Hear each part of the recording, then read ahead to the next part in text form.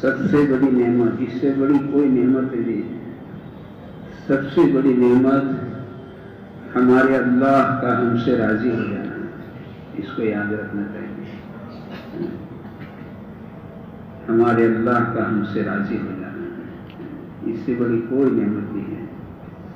بلکہ جنت کی بھی سب سے بڑی نعمت یہ ہے کہ جنت کی، حالانکہ اللہ نے جنت کیسی بنائی ہے، سجی سجائی لدی لدائی، اللہ نے جنت تیار کر کے رکھی ہے، لیکن جنت کی بھی سب سے بڑی نعمت اللہ کا راضی ہو جانا۔ اللہ کی رضا سب سے بڑی نعمت ہے، اللہ کی رضا، اللہ ہم سے راضی ہو جائے گا، یہ سب سے بڑی نعمت ہے۔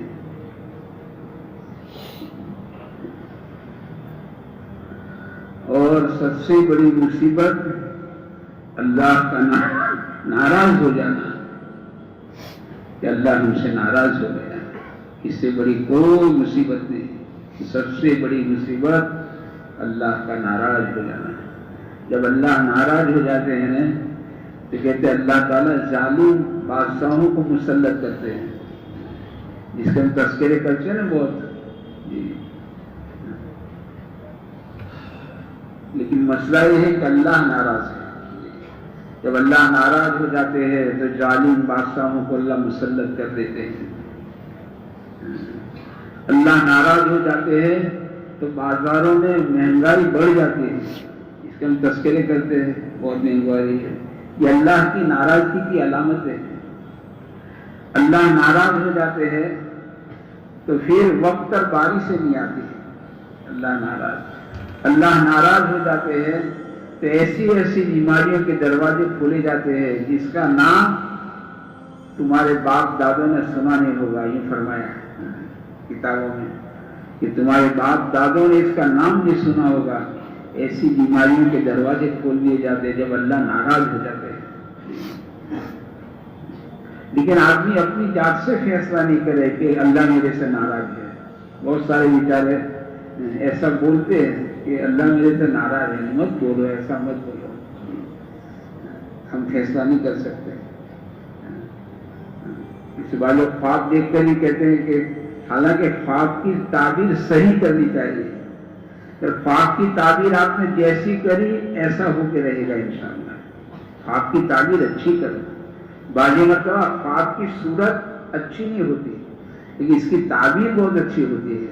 اب آدمی کو اس کا یعنی علم نہیں ہے، اس لائن کا کوئی جات کا اس کو معلومات نہیں ہے اور فیصلہ کر ڈالتا ہے تعبیر ایسی، تو اب جیسی تعبیر سوچے گا ایسا ہو جائے گا۔ خواب کی تعبیر بھی اچھی کرو، اپنی ذات سے فیصلہ مت کرو میرا اللہ میرے سے ناراض ہے، نہیں، یہ ناراضگی کی علامت نہیں ہے جی۔ ناراضگی کی علامتیں وہ تو کسی جاننے والوں کو پوچھنا چاہیے آپ کو، وہ اللہ ہے۔ ہماری زندگی اللہ کے حکموں پر ہے جی، بس اللہ راضی ہے۔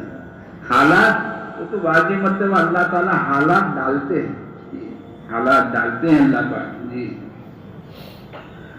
بعض انسانوں کے اللہ پاک نے جنت میں درجات طے کیے ہیں۔ آدمی کے پاس ایسے اعمال نہیں ہوتے کہ جس اعمال کی برکت سے جنت کا وہ درجہ اس کو دیا جائے، تو اللہ تعالیٰ اس پر حالات ڈالتے ہیں۔ ابھی روتا ہے، پڑتا ہے، معافی مانگتا ہے، اس کا دل ٹوٹتا ہے جی، اس پر پھر اللہ تعالیٰ جنت کا درجہ اس کو دے دے گے انشاءاللہ۔ اپنی ذات سے فیصلہ مت کرو کہ اللہ ناراض ہے، نہ نہیں کر سکتے آپ اللہ، بس یہ کہ اللہ کے احکامات ہماری زندگی میں ہو، اللہ کو راضی کرنے والے اعمال ہماری زندگی میں ہو، پھر حالات چاہے کیسے بھی ہو۔ موسیٰ علیہ السلام نے ایک مرتبہ اللہ پاک سے پوچھا کہ باری تعالیٰ میں دیکھ رہا ہوں کہ تیرے بندے جو ہے، تیرے بندے اکثر حالات میں ہوتے ہیں، مصیبت میں ہوتے ہیں، پریشانیوں میں ہوتے ہیں، یہ کیا بات ہے؟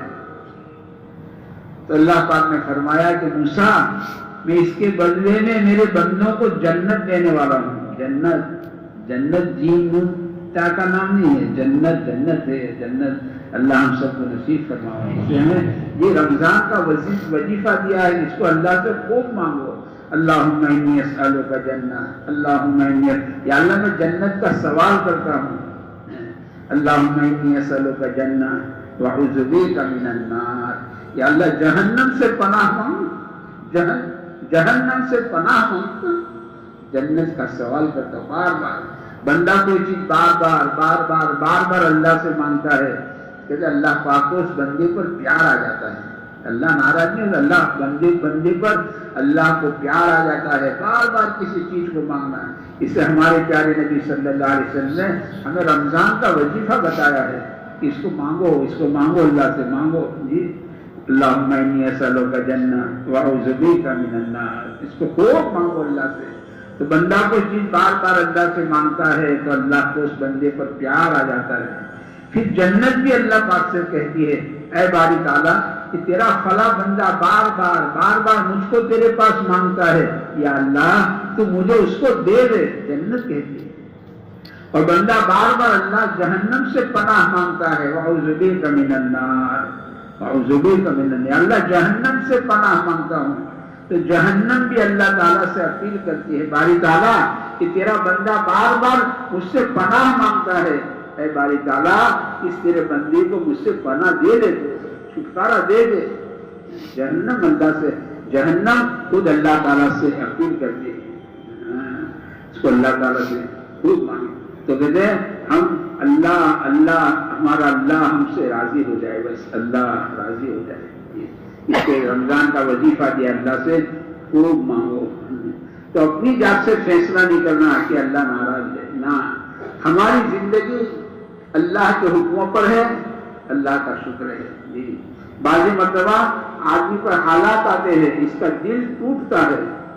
تو کہتے ہیں مسلمان کا دل جتنا ٹوٹتا، حضرت خواجہ معصوم رحمۃ اللہ علیہ فرماتے ہیں کہ دنیا کی ساری چیزیں ٹوٹتی ہے تو بے قیمت ہو جاتی ہے، مسلمان کا دل ایسا ہے جتنا ٹوٹتا ہے اتنا قیمتی بنتا جاتا ہے، اتنا انشاءاللہ قیمتی بنتا جائے گا. دل ٹوٹ جاتا ہے.